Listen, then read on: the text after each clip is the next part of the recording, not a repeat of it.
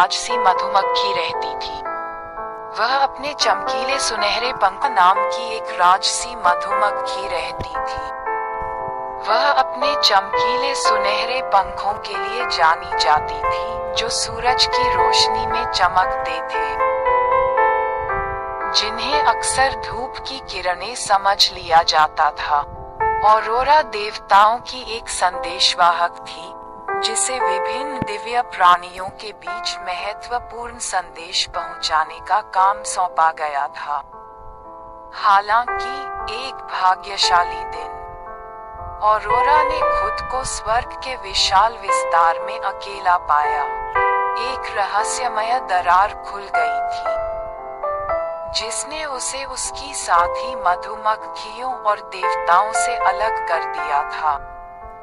वह खो गई थी और उसे नहीं पता था कि आगे क्या करना है। जब वह आसमान में उड़ रही थी, ऑरोरा एक ऐसी दुनिया में पहुंची जो उसने पहले कभी नहीं देखी थी। ये हरे भरे जंगलों, ऊंचे पहाड़ों और झिलमिलाती नदियों की भूमि थी, लेकिन यह एक ऐसी भूमि भी थी जो अंधेरे से घिरी हुई थी, जहां रात के जीव खुलेआम घूमते थे। ऑरोरा जानती थी कि उसे अपने घर और अपनी साथी मधुमक्खियों के पास लौटने का रास्ता खोजना होगा। लेकिन जब वह वापस लौटने का रास्ता तलाश रही थी, तो उसे पता चला कि इस दुनिया पर एक बड़ा खतरा मंडरा रहा है।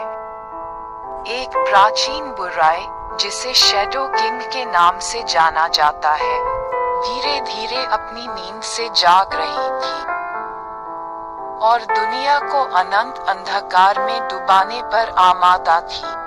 इस दुनिया और इसके निवासियों की रक्षा करने के लिए दृढ़ संकल्पित ऑरोरा ने अपनी शक्तियों का उपयोग करके शैडो किंग के खिलाफ प्रकाश की शक्तियों को इकट्ठा किया। अपनी यात्रा में मिले पौराणिक प्राणियों, बुद्धिमान सैंटो से लेकर भयंकर भालू तक की मदद से ऑरोरा ने अंधकार के खिलाफ अभियान का नेतृत्व किया। अंतिम महाकाव्य युद्ध में ऑरोरा ने खुद शैडो किंग का सामना किया। उसके पंख सूर्य की शक्ति से चमक रहे थे। एक शक्तिशाली चीख के साथ उसने शुद्ध प्रकाश का एक विस्फोट किया,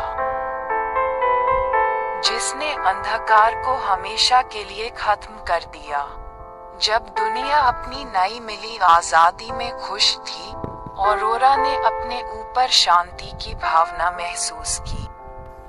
उसने महसूस किया कि भले ही वह इस अजीब नई भूमि में अकेली थी, लेकिन उसे एक नया उद्देश्य मिल गया था, उस दुनिया की रक्षा करना और उसे ठीक करना जिसे वह अब अपना घर कहती है। और इस तरह ऑरोरा आसमान में उड़ती रही, उसके सुनहरे पंख चमक रहे थे, जो उसे देखने वाले सभी लोगों के लिए आशा और प्रकाश की किरण थी। और भले ही वह अकेली थी, लेकिन वह जानती थी कि वह कभी भी अपने दोस्तों के बिना नहीं रह सकती।